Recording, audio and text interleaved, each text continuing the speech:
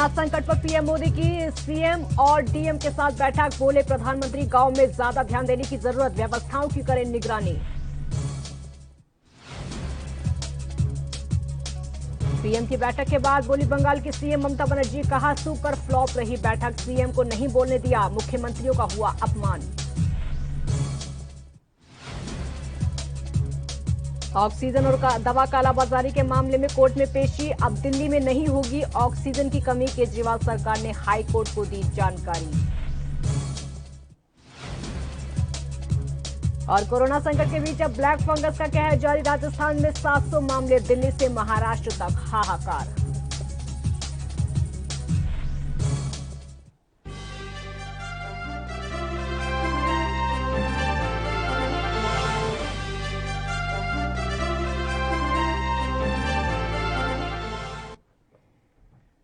नमस्कार, खबर दोपहर देख रहे हैं आप। मैं हूं आपके साथ काजल ठाकुर। कोरोना से हो रही मौतों के सरकारी आंकड़े और जमीनी हकीकत में बहुत बड़ा अंतर है। शमशान घाटों पर दाह संस्कार करने वाले शवों की संख्या ज्यादा है, लेकिन सरकारी आंकड़े कुछ और ही तस्वीर बयां कर रहे हैं। वहीं आज कुछ ऐसी तस्वीरें हम आपको दिखाएंगे जो बेहद विचलित कर देने वाली हैं। इसको देखकर आपको बता दें कि आंखों से आंसू छलक पड़ेंगे। लोगों ने मजबूरी में अपनों के शवों को यहां पर दफन तो कर दिया, लेकिन आवारा कुत्ते उनके शवों को नोच रहे हैं।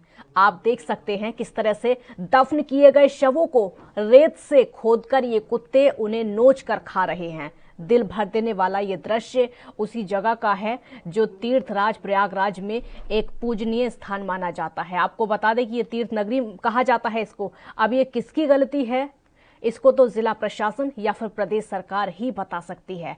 लेकिन जो भी हो, ये तस्वीर प्रयागराज के ही एक स्थानीय पत्रकार ने अपने कैमरे में कैद की है, जो कि इस समय तेजी से वायरल हो रही है। हालांकि एएनबी न्यूज इन वायरल तस्वीरों की पुष्टि नहीं करता है। ये तस्वीरें जैसी भी हैं, बेहद दर्दनाक, चौंकाने वाली और डराने वाली तस्वीरें। किसी का भी दिल सिहर उठता है इन तस्वीरों को देखकर। पहले तो शवों को दफन किया गया, उसके बाद कुत्ते नोचकर इन शवों को खा रहे हैं। ये उत्तर प्रदेश के प्रयागराज का नजारा आपके सामने।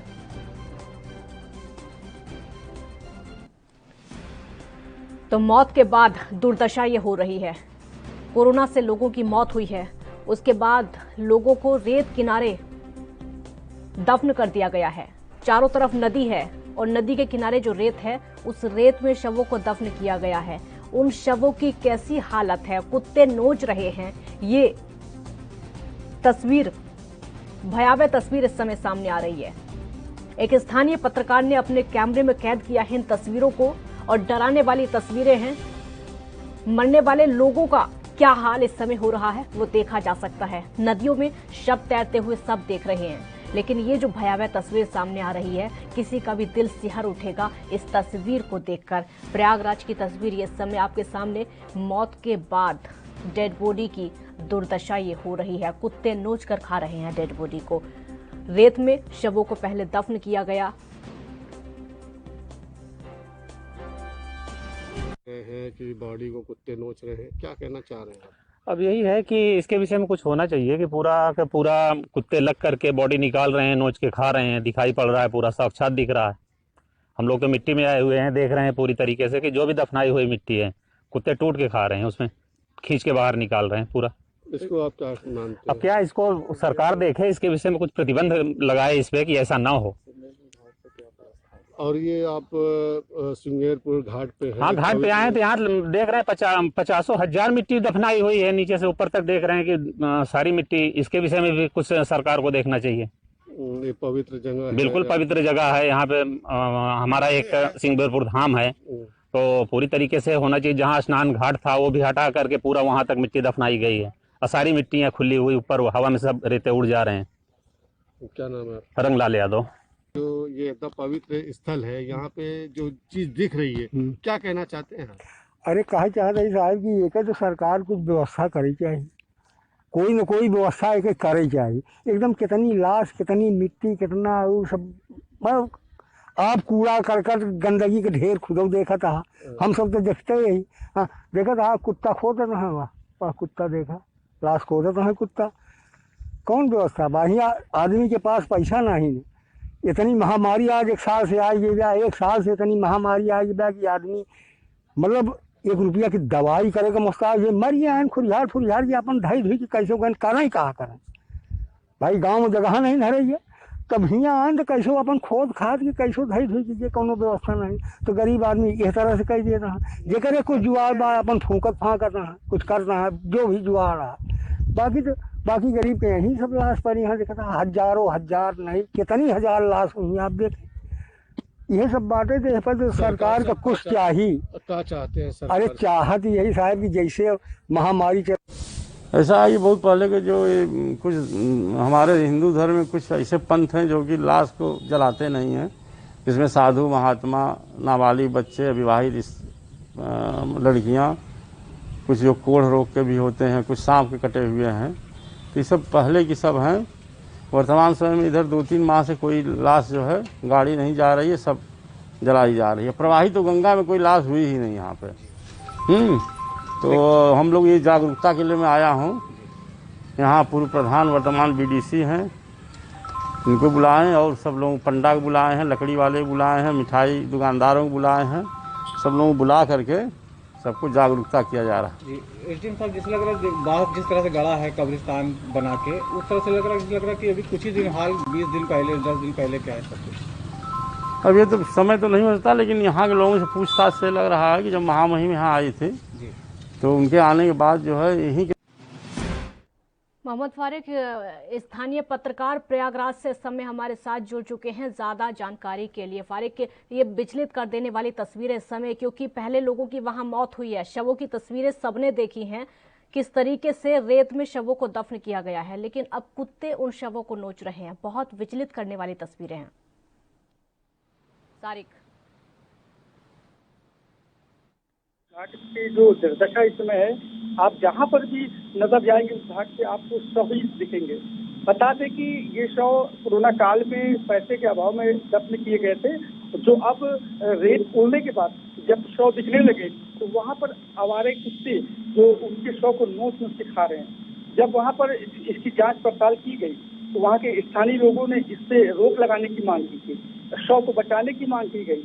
इसी दौरान वहाँ पर प्रशासन के भी कुछ अधिकारी वहाँ मौजूद थे, लेकिन उन्होंने इसके लिए संतोषजनक जवाब नहीं दिया गया।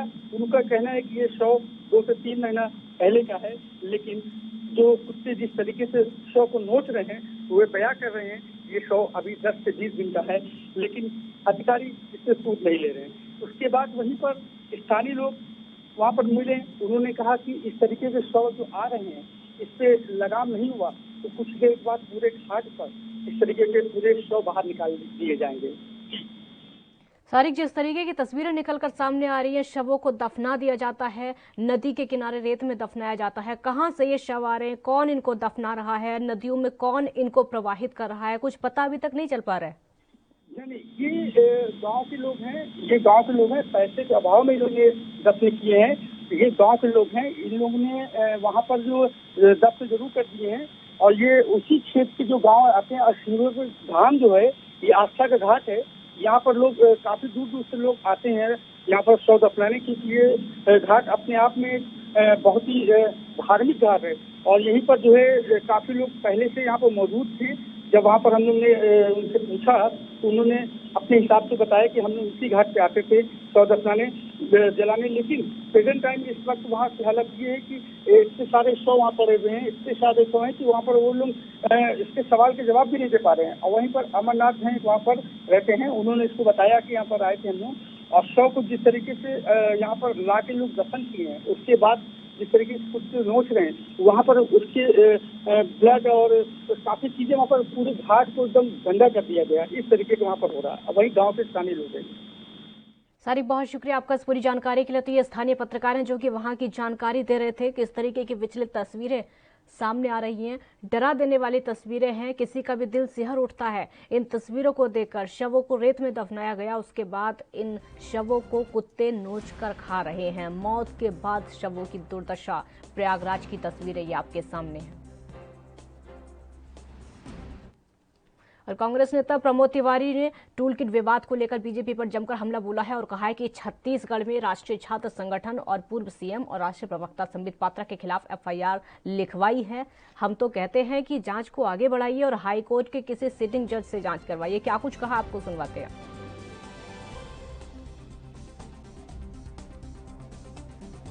आज खबर आई है कि छत्तीसगढ़ में राष्ट्रीय छात्र संगठन टूल किट के मसले पर एक एफआईआर पूर्व मुख्यमंत्री रमन सिंह जी और राष्ट्रीय प्रवक्ता संबित पात्रा के खिलाफ लिखाई है, जो उन्होंने गलत बयानी की है।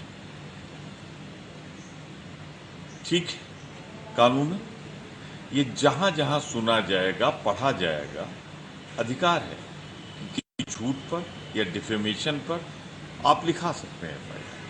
पर मैंने तो कल ही सरकार से कहा था कि भाई दिल्ली में भारतीय राष्ट्रीय कांग्रेस ने जो एफआईआर दी है, आपकी सरकार है, वहां पर जहां तक कानून व्यवस्था का मसला है वो केंद्र सरकार के अधीन है, आप एफआईआर लिख लीजिए और हाई कोर्ट की किसी सिटिंग जज की अदालत में इस पूरी जांच का जो आप करें वो मॉनिटर हो जाए, सच्चाई सामने आ जाएगी।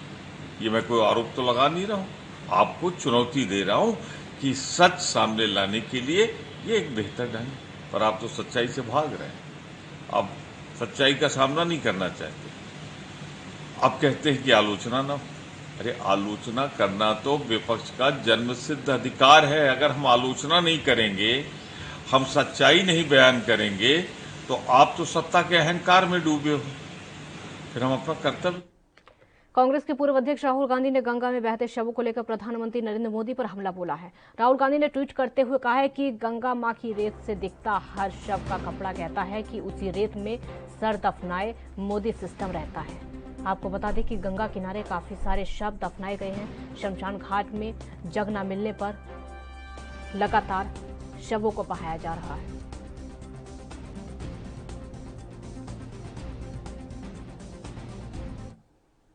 ताउते तूफान की वजह से अरब सागर में 4 दिन पहले डूबे बार्ज B305 पर मौजूद लोगों में से 38 अब भी लापता बताए जा रहे हैं। और इस हादसे में एनसीपी नेता नवाब मलिक ने क्या कुछ कहा है, आपको सुनवाते हैं। Many alert of Taute cyclone, entire sea was rough. Many of the boats and ships were anchored at the shore. Despite this alert by state and IMD, ONGC has neglected the alert. The 600 workers' life were in danger. They were not shifted to the safer place.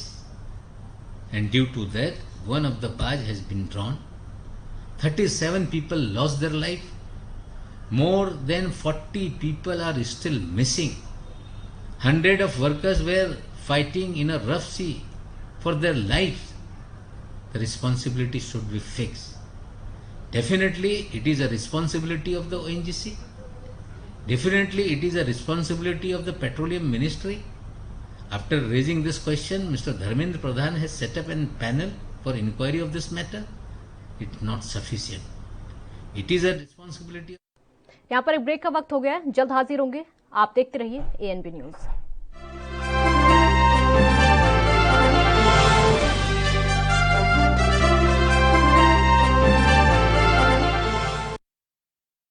क्या आप दुबले पतले कमजोर हैं, आपकी सेहत नहीं बनती, भूख कम लगती है, वजन नहीं बढ़ता? दरअसल मेन बात खाना पीना खाना नहीं है, मेन बात है खाया पिया लगना। और अगर खाया पिया लगेगा ही नहीं तो सेहत बनेगी कैसे?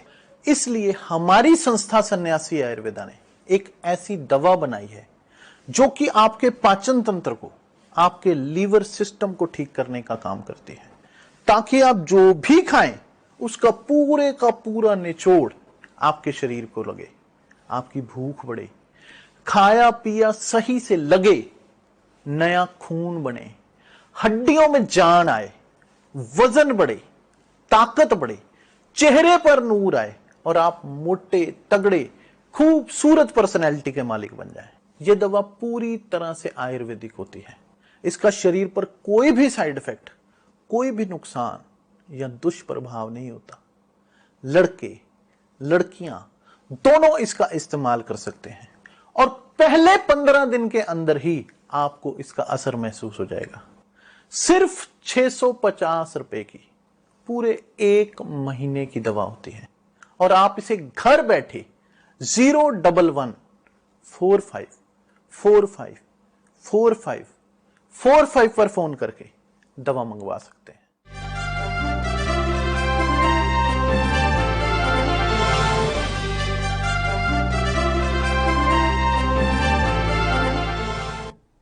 ब्रेक के बाद खबर दोपहर में एक बार फिर स्वागत है आपका। चक्रवाती तूफान की तबाही के निशान मुंबई में अभी भी हैं। भारी नुकसान वहां पर हुआ है। शिवसेना नेता संजय राउत ने तूफान पर बोलते हुए कहा है कि जब गुजरात और गोवा को मदद मिली तो महाराष्ट्र को भी मिलेगी और मदद दोनों राज्यों से ज्यादा मिलेगी। संजय राउत ने क्या कुछ कहा, आपको सुनवाते हैं जरा। हमारे प्रधानमंत्री बहुत ही दिलदार किस्म के नेता है और उन्हें भी पूरी जानकारी है महाराष्ट्र में किस प्रकार का तूफान आया है और कितना नुकसान हुआ है। लीडर ऑफ अपोजिशन जो हमारे हैं फडणवीस जी, वो भी कल उस इलाके का जाकर आए हैं, पूरा जायजा लिया है। तो वो भी फडणवीस साहब भी बताएंगे मोदी जी को कि महाराष्ट्र को 1500 करोड़ मिलने की जरूरत है कम से कम। कल मुख्यमंत्री जी खुद जा रहे हैं कोकण में, तो सरकार की तरफ से भी मांग रखेगी। तो गुजरात को 1000 करोड़ दिया है, तो हमें विश्वास है महाराष्ट्र का नुकसान सबसे ज्यादा है, गोवा का नुकसान भी बहुत है।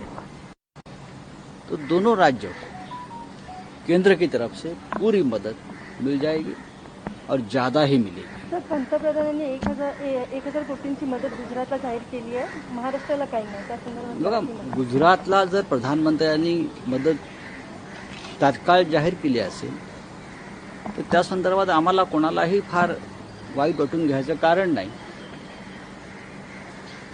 मला खात्री आहे आपले पंतप्रधानांचं संपूर्ण देशावर लक्ष आहे। त्यांचं विमान महाराष्ट्रात सुद्धा वळेल भविष्यात आणि गुजरातला जर सीबीएसई 10वीं बोर्ड के नतीजे अब 20 जून तक घोषित कर दिए जा सकेंगे। आपको बता दें कि सीबीएसई की 10वीं कक्षा के नतीजे अब जुलाई में घोषित किए जाएंगे। देश में कोरोना के बेकाबू हालात को देखते हुए सीबीएसई से रिजल्ट की डेट आगे बढ़ाने की अपील की गई है। सीबीएसई ने इसको स्वीकार कर लिया है। अब संबंधित स्कूल छात्रों को दिए गए अंक जून अंक तक सीबीएसई को जमा कर सकेंगे और उसके बाद ही 10वीं बोर्ड के रिजल्ट घोषित किए जाएंगे। पहले स्कूलों को ये कार्य 5 जून तक पूरा करना था। देश में कोरोना की मौजूदा स्थिति को देखते हुए ये कई स्कूलों और दिल्ली शिक्षा निदेशालय ने 10वीं कक्षा का रिजल्ट जमा कराने के लिए अतिरिक्त समय की मांग की है। इस पर सीबीएसई ने कहा है कि सीबीएसई शिक्षकों की सुरक्षा और स्वास्थ्य को सर्वोच्च प्राथमिकता देता है।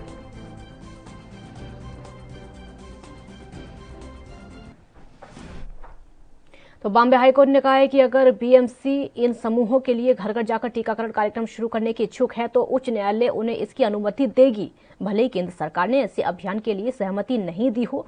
और इस मामले समेत अन्य पर बीजेपी नेता आरपी सिंह ने क्या कुछ कहा है वो आपको सुनवाते हैं। कहा था कि जो कंपनीज या जो ग्रुप्स अपने अपने यहाँ वैक्सीनेशन लगाना चाहते हैं वो ऑर्गेनाइज कर सकते हैं और अगर बॉम्बे या महाराष्ट्र या कोई और सरकार भी अपने वैक्सीनेशन ड्राइव को वो डोर टू डोर ले जा सकते हैं तो ले जाना चाहिए, इसमें कोई परहेज नहीं है। तो कैंपेन उनको अपने आप करना पड़ेगा और अच्छी बात है। सरकार ने ऑलरेडी प्राइवेट कंपनीज को भी बोला था कि वो भी अपने यहाँ कर सकती हैं, अलग ग्रुप भी कर सकते हैं। तो जितना वैक्सीनेशन हो उतना अच्छी बात है।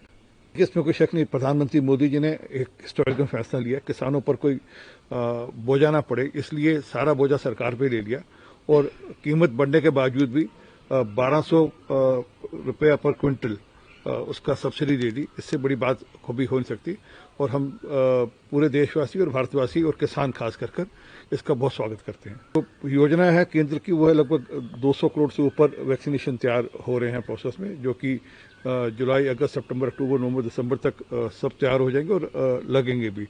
और 200 करोड़ से ऊपर अगर वैक्सीनेशन तैयार हो जाएंगे तो सुनिश्चित देश के हर नागरिक को जो एडल्ट है उसको वो वैक्सीनेशन लग जाएगा। और उसके बाद हम लोग एक किस्म के एक जंग का एक हिस्सा हम जीत पाएंगे। इस समय सर्ज है वो दिख रही है कि और जिस पर उस सर्ज पे डाउनफॉल आया वो दिख रहा है कि जुलाई तक ये जो अभी वाली जो सर्ज है ये काबू में आ जाएगी।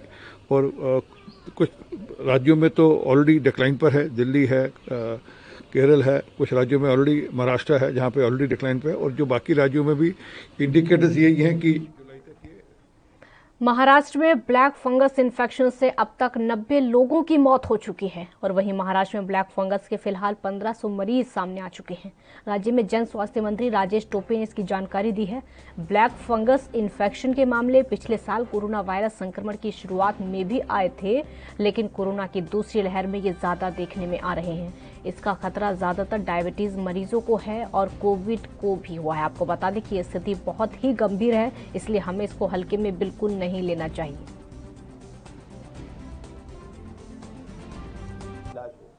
गवर्नमेंट के मेडिकल कॉलेजेस से अटैच जितने भी हॉस्पिटल्स है यहाँ वहाँ पर भी ये सब मुफ्त में इलाज होगा। जो इंजेक्शन है जो सबसे महंगा है और सबसे ज़्यादा खर्चा वाला काम होता है वो एम्फोटेरेसिन बी, ये इंजेक्शंस पूरा परचेस करके महात्मा ज्योतिराव फुले जन आरोग्य योजना के हॉस्पिटल्स को दिया जाएगा और गवर्नमेंट हॉस्पिटल्स को भी दिया जाएगा। तो इसीलिए म्यूकरमाइकोसिस के मरीजों पे उनके जेब से खर्चा न हो, यही व्यवस्था हमने प्रॉपरली की है।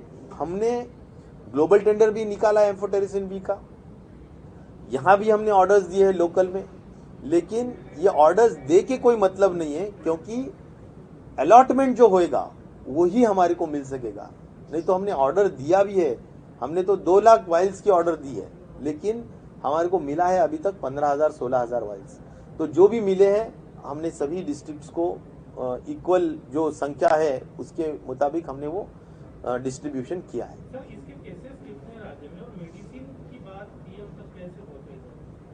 राज्य में कुल मिला के अभी 1500 के दरमियान केसेस है। हमारे आज मंत्रिमंडल में भी ये निर्णय हुआ है कि ये बात गंभीरता से केंद्र शासन को बताना जरूरी है, क्योंकि अलॉटमेंट जरूरी है, सिर्फ अलॉटमेंट नहीं है। इसीलिए हमारे को म्यूकरमाइकोसिस के मरीजों का आज इलाज करना या उसका उपचार करना हमारे पास आज मुश्किल।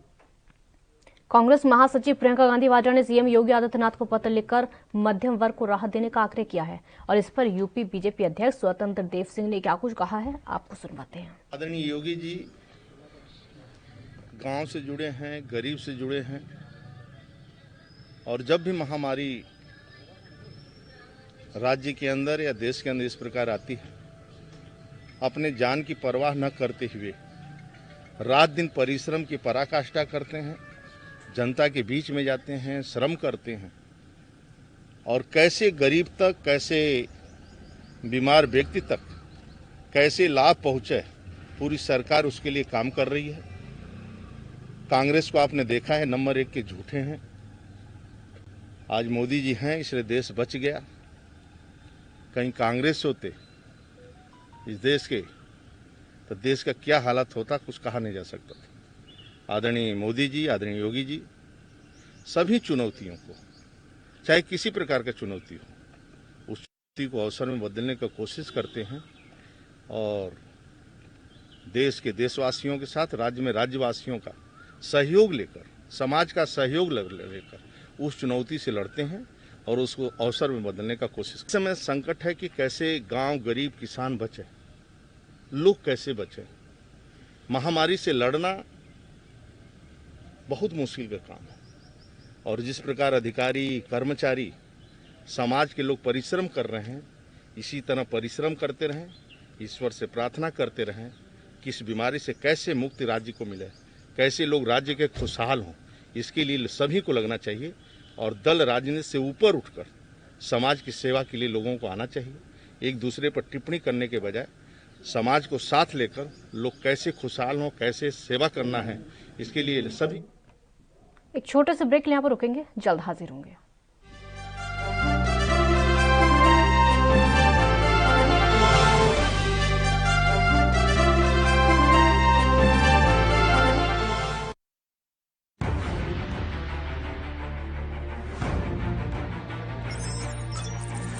खबर चाहे सियासत की हो या सरकार की, खबर चाहे भ्रष्टाचार की हो या गुनहगार की, दिन भर में क्या रहा देश जगत का हाल, किस मुद्दे ने बनाई किसकी सरकार, रखते हैं हम सब पर नजर, पहुंचाते हैं हम हर खबर। हम हैं ANB न्यूज। राष्ट्र धर्म, रात 8 बजे सिर्फ ANB न्यूज पर। क्या आप दुबले पतले कमजोर हैं, आपकी सेहत नहीं बनती, भूख कम लगती है, वजन नहीं बढ़ता? दरअसल मेन बात खाना पीना खाना नहीं है, मेन बात है खाया पिया लगना। और अगर खाया पिया लगेगा ही नहीं तो सेहत बनेगी कैसे?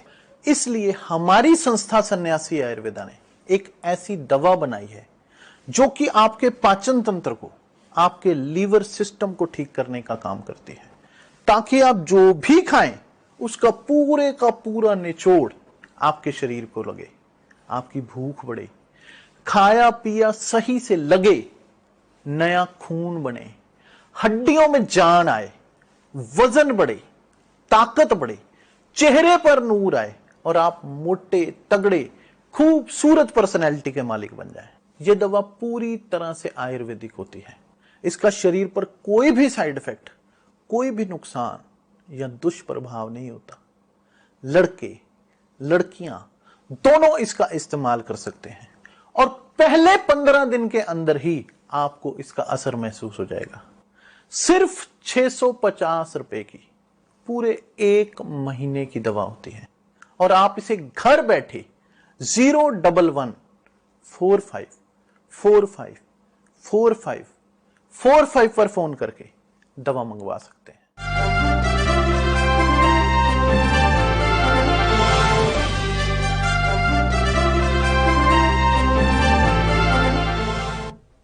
खबर दोपहर में एक बार फिर स्वागत है आपका। तो उत्तर प्रदेश में प्रदेश अध्यक्ष कांग्रेस के अजय कुमार लल्लू ने कोरोना को लेकर सरकार और आरएसएस पर जमकर निशाना साधा है और कहा है कि सरकार विपक्ष की बात नहीं सुनती है। देश में वैक्सीन की किल्लत है, लेकिन सरकार ने वैक्सीन को विदेशों में भेज दिया है। वहीं इन्होंने सवाल ये भी पूछा कि पीएम केयर फंड का पैसा आखिरकार कहां गया।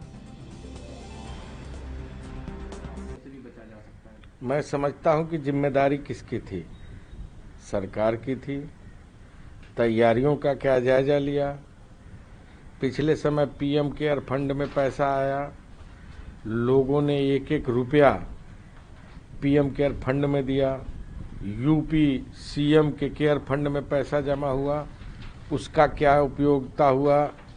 कहाँ कहाँ 1 साल में अस्पताल बने, अस्पतालों में कितने कर्मचारियों को चिन्हित किया गया, रखा गया, कितने डॉक्टर भर्ती किए गए, कितने एनएम भर्ती किए गए, कितने और भी तमाम जो जरूरत के लोग थे उन लोगों को कितना सम्मिलित किया गया। पूरे साल तो सरकार ने जितने कॉन्ट्रैक्ट बेस पर जो यूपी हेल्थ के वर्कर थे, चाहे वो फार्मासिस्ट हो, चाहे वार्ड बॉय हो, चाहे एनएम हो, उनको तो निकालने में लगी रही।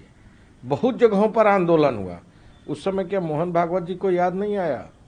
आज लोग तड़प तड़प के मर रहे हैं, गांवों की स्थिति बद से बदतर है। जो इंसान का 100 है, जिस 100 को जो हिंदू संस्कार रीत के अंतर्गत, मुस्लिम समुदाय की रीत के अंतर्गत और अन्य वर्ग के रीत के अंतर्गत जो व्यवस्थाएं थी उससे तो महरूम हो गए।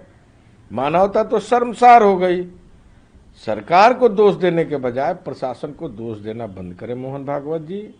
और उन लोगों ने जो कृत्य किया है, देश देख रहा है, आने वाले दिन में उन्हें महामारी से लड़ना है। मैं समझता हूं कि जब सरकारें गलत करेंगी तो सवाल उठेगा, जवाब सरकार को देना पड़ेगा। और मोहन भागवत जी सरकार के अंग हैं, वो भारतीय जनता पार्टी के नेता हैं, आरएसएस के नेता नहीं हैं। ये कहना कि हम आरएसएस के नेता हैं, भाजपा से हमारा कोई लेना देना नहीं, ये गलत होगा। सरकार में भागीदारी है, कार्यक्रमों में भागीदारी है, प्रधानमंत्री के साथ उनके तमाम कार्यक्रम सम्मिलित हैं। तो मैं समझता हूं कि उस समय मोहन भागवत जी कहाँ सोए हुए थे जब हमारे देश का टीका दूसरे देशों में जा रहा था, वैक्सीन। अन्य देशों में 70-80% वैक्सीनेशन हो गया और आज भारत में 4% वैक्सीनेशन नहीं हो पाया। तो ये किसकी जिम्मेदारी थी? वो सरकार को क्यों नहीं यह बात बताते? वो सरकार में है, क्यों नहीं इसे लागू करते? केवल लोगों को समझाना, आत्मीयता का ज्ञान देना, ये तो सब जानते हैं, लेकिन कर्म क्या है, किया क्या है, इसके बारे में भी जरा वो देश को बताएं कि उन्होंने क्या किया, परिणाम क्या हुआ। पिछले समय किस चीज की समीक्षा कर रहे थे, उनके प्रभारी मंत्री, उनके अधिकारी क्या कर रहे थे? वो मन की बात कर रहे थे, रोज मुख्यमंत्रियों से बैठक ले रहे थे। किसी मुख्यमंत्री जी की लोगों की बात तो सुनते नहीं हैं। अन्य जो विपक्षी पार्टियों के मुख्यमंत्री हैं, उनके यहाँ उन्होंने कितना ऑक्सीजन भेजा, उनके यहाँ उन्होंने कितना वैक्सीनेशन कराया। प्रदेशों के अन्य भागों में लोगों ने 18 से 45 वर्ष का पैसा अपने फंड से देने की व्यवस्था सुनिश्चित की। क्या देश के प्रधानमंत्री को इसकी चिंता नहीं थी? जब आदरणीय राहुल गांधी जी ने जब जो सलाह दिया, उस समय तो वो उनका मजाक उड़ाते रहे। तो प्रधानमंत्री जी का सीरियसनेस देश देख लिया, वो कितने सर्वमान्य व्यक्ति है इसको भी देश ने देख लिया। देश के लोगों के जान की कीमत तो उन्हें डॉक्टर और तमाम विशेषज्ञों ने पहले ही इस बात को चेताया है और कहा है कि इस पेंडेमिक से लड़ने के लिए सिर्फ एक ही सहारा है, वो वैक्सीनेशन।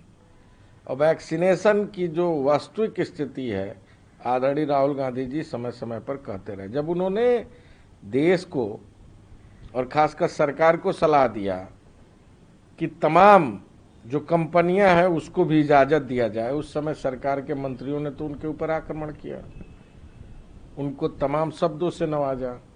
बाद में आनन फानन में कुछ कंपनियों को दिया। आज इनके मंत्री श्री नितिन गडकरी जी ने भी इसी बात को कहा कि हमें और भी कंपनियों से साझा प्रस्ताव करके अधिक से अधिक वैक्सीनेशन बनाना चाहिए ताकि लोगों को लग सके।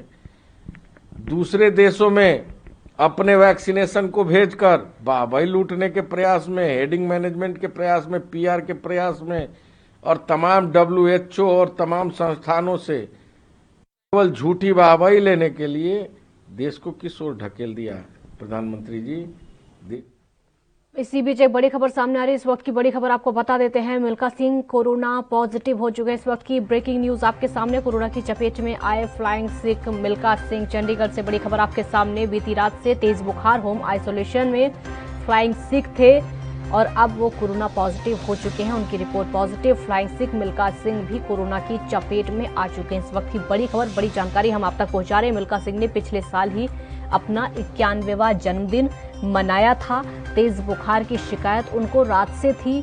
तो बड़ी खबर आपके सामने, मिल्खा सिंह कोरोना की चपेट में आ चुके हैं। तेज बुखार की शिकायत उनको थी। होम आइसोलेशन में वो थे, अपने घर में ही थे, जिसके बाद से वो कोरोना पॉजिटिव बताए जा रहे हैं। बड़ी खबर आपके सामने, बड़ी जानकारी आप तक पहुंचा रहे हैं। फ्लाइंग सिख जिनको मिल्खा सिंह कहा जाता है, मिल्खा सिंह ने पिछले साल ही अपना 91वां जन्मदिन मनाया था और रात से उनको तेज बुखार की शिकायत थी। अपने आप को उन्होंने अपने घर में ही आइसोलेट किया हुआ था, लेकिन अब कोरोना पॉजिटिव हो चुके हैं। तो कोरोना के आंकड़े जिस तरीके से लगातार बढ़ते चले जा रहे हैं, पंजाब में भी कोरोना का संक्रमण देखने को मिल रहा है।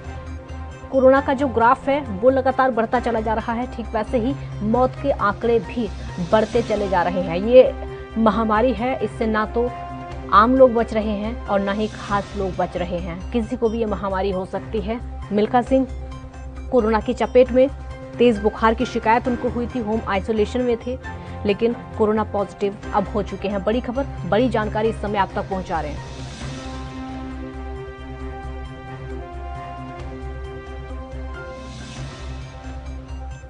कोरोना के आंकड़े लगातार डराने वाले हैं। लॉकडाउन भले ही लगा दिया गया है, कई जगह पर वीकेंड कर्फ्यू भी लगाया गया है ताकि इस रफ्तार को कम किया जा सके, लेकिन रफ्तार है कि सेकंड वेव जो है थमने का नाम नहीं ले रही है।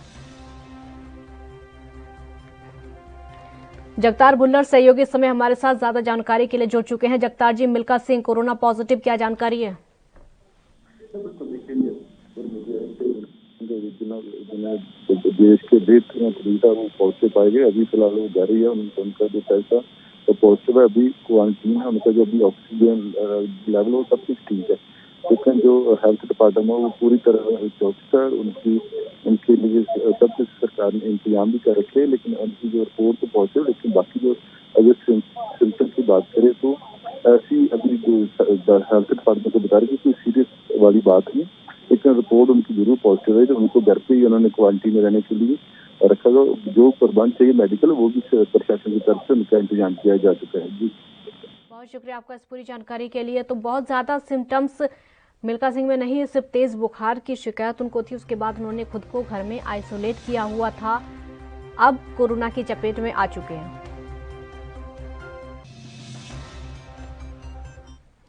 और खबरों में आगे बढ़ते हैं। श्रीनगर में कोरोना कर्फ्यू का उल्लंघन करने वालों के खिलाफ पुलिस ने मुहिम चलाई है। शहर में इस मुहिम के तहत लॉकडाउन का उल्लंघन करने वालों के खिलाफ कार्रवाई की गई है। 24 घंटे के दौरान पुलिस ने घाटी में लॉकडाउन का उल्लंघन करने वाले 1041 लोगों से 1,49,280 रुपए का जुर्माना वसूल लिया है। 232 लोगों को गिरफ्तार करने के साथ साथ 98 एफआईआर दर्ज की गई हैं। एसएसपी संदीप चौधरी के नेतृत्व में टीम शहर के कई इलाकों में गई और नाके पे चौकी की गई। आपको बता दें कि इसी बीच में कई गाड़ियों को सीज किया गया। एसपी का कहना है कि पुलिस लॉकडाउन को जमीनी स्तर पर लागू करवाने के लिए विशेष मुहिम चला रही है। पिछले दिन सप्ताह से पुलिस की लगातार कोशिश है और मुहिम लगातार तेज होती जा रही है, क्योंकि जिस तरीके से कोरोना संक्रमण बढ़ रहा है, मुहिम में तेजी लाना बेहद जरूरी हो रहा है। लोग लगातार उल्लंघन कर रहे हैं, जिसके कारण अन्य की जान पर खतरा पड़ सकता है। अधिकारियों ने लोगों से घरों में रहने की अपील लगातार की है।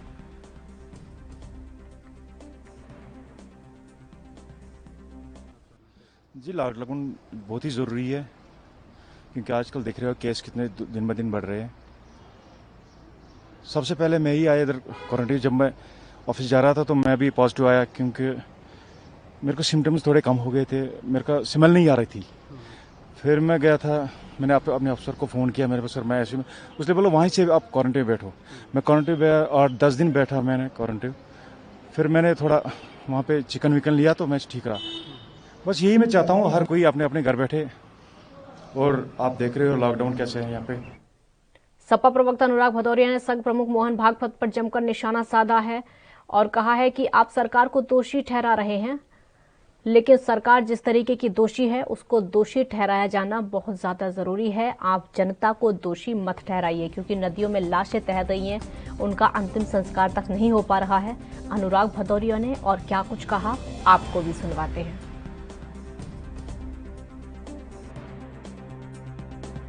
बिल्कुल, ये बात भागवत जी केंद्र सरकार की भारतीय जनता पार्टी को, राज्य सरकार की भारतीय जनता पार्टी को समझाएं कि ये वक्त नहीं है कि आंकड़े छुपाने का, ये वक्त नहीं है कि किसी तरह की लब्बो लवाज की बातें करने का। ये समय है कि जो गंगा के किनारे लाशें तैर रही हैं, जो गंगा नदी के किनारे लाशें हैं, उनका अंतिम संस्कार सुचारू रूप से हिंदू रीति रिवाज से कर दीजिए, जिससे कि लाशें गंगा के किनारे या वहाँ पे तैरती नजर ना आए और उनके बगल में कुत्ते और उनके जानवर घूमते नजर ना आए। ये तो कम से कम केंद्र सरकार और राज्य सरकार को हिदायत दे दें। मामले में रिपोर्ट मैं सरकार से पूछना चाहता हूं कि वो वेंटिलेटर जो आपने भेजे थे पीएम केयर फंड से, समय से चालू नहीं हुए, डब्बे में बंद रहे और जिसकी वजह से ना जाने कितने लोगों की कोरोना में मौतें हो गई, तो उस मौत का जिम्मेदार कौन होगा, ये भी अपनी जांच में तय कर दीजिएगा कि किस वजह से उन्होंने ऑपरेटर समय से नहीं अपॉइंट किए और जिसकी वजह से वो समय से चल नहीं पाए वेंटिलेटर, और जिसकी नाकामी की वजह से, जिसकी कमी की वजह से कई लोगों की मौतें हुई होंगी, उसकी भी मौत के जिम्मेदार भी तय कर दीजिएगा। मैं तो सिर्फ इतना जानता हूं कि जब 8 मई को और 9 मई को जब 4 लाख के केसेस 24 घंटे में आ रहे थे, तब भी मौतें 4000 के करीब थी। आज 2.5 लाख केसेस आ रहे हैं, मौतें फिर भी 4000 हैं। तो मैं पूछना चाहता हूं, आखिर मौतों का आंकड़ा कम क्यों नहीं हो रहा है? कहीं कुछ गोलमाल तो नहीं है, ये मैं जानना चाहता हूं। तो ये मोहन भागवत जी सबको सजेशन दे रहे हैं, ये सजेशन वहाँ राज्यपाल को क्यों नहीं दे रहे पश्चिम बंगाल के, कि ये समय राजनीति करने का नहीं है, ये समय एक दूसरे की बुराई करने का नहीं है, ये समय आपदा से लड़ने का है। तो मैं मोहन भागवत जी से कहूंगा ये सजेशन वेस्ट बंगाल बिहार में कोरोना को लेकर अब सियासत तेज हो गई है। आरजेडी नेता तेजस्वी यादव द्वारा सरकारी आवास में कोविड केयर सेंटर पर हुई बयानबाजी के बाद गुरुवार को तेजस्वी एक बार फिर से फेसबुक लाइव आए और सरकार पर जमकर निशाना साधा। उन्होंने आरोप लगाया कि सरकार न खुद काम कर रही है और न ही करने दे रही है। उन्होंने सत्ता पक्ष पर नकारात्मक राजनीति करने का आरोप लगाया। अपने सरकारी बंगले में हमने बेड, ऑक्सीजन, भोजन और दवाइयों का इंतजाम करके सरकार से नियम के अनुसार अपनाने की अपील की थी, लेकिन सरकार इसको लेकर नकारात्मक राजनीति कर रही है। तेजस्वी यादव ने कहा कि सरकार न खुद काम करती है और न ही करने देती है। सरकार का असली चेहरा अब सबके सामने आ चुका है। बिहार के अस्पतालों में कोई व्यवस्था नहीं है, लोग अस्पताल में जाना नहीं चाह रहे हैं। राज्य की एनडीए सरकार अगर गंभीर होती तो 1 साल में प्रमंडल स्तर पर कोविड केयर अस्पताल खुल चुका होता, लेकिन सरकार से बिहार नहीं संभल पा रहा है। मुख्यमंत्री नीतीश कुमार पूरी तरीके से थक चुके हैं। विपक्ष के लोग अगर सड़कों पर उतरते हैं तब उन पर हमला करवा दिया जाता है।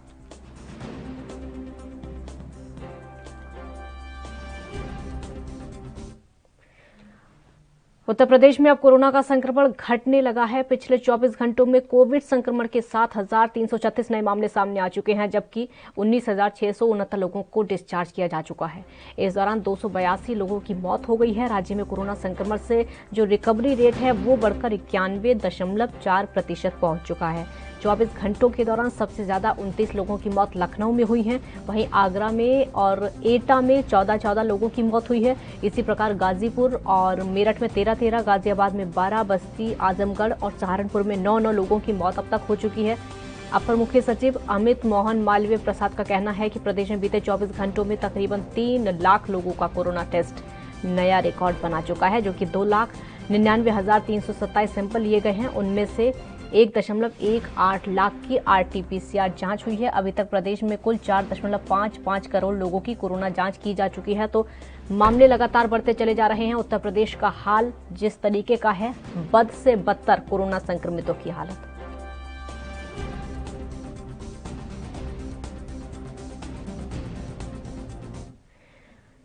केंद्र सरकार ने डीएपी खाद पर सब्सिडी 140% बढ़ा दी है। किसानों को अब डीएपी पर 500 रुपए के प्रति बोरी से बढ़कर अब 1200 रुपए प्रति बोरी सब्सिडी मिलेगी।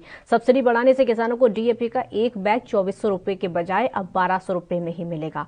इस पर कांग्रेस नेता राशिद अलवी का क्या कुछ कहना है, आपको सुनवाते हैं। 10 दिन पहले फर्टिलाइजर्स की कीमतें भारत सरकार ने बढ़ाई और अब उसको ऐतिहासिक फैसला बता रही है किसानों के हित में। हम ही ने दर्द दिया है, हम ही दवा देंगे।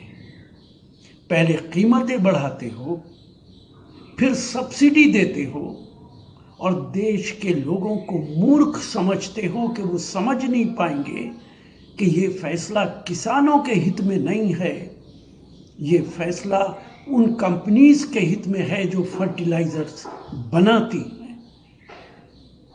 कीमतें तो उनको जाएंगी, किसान का क्या फायदा होगा। भारत सरकार सिर्फ पैसे वालों की मदद करती है। खबर दोपहर फिलहाल इतना ही। आप देखते रहिए ANB न्यूज। नमस्कार।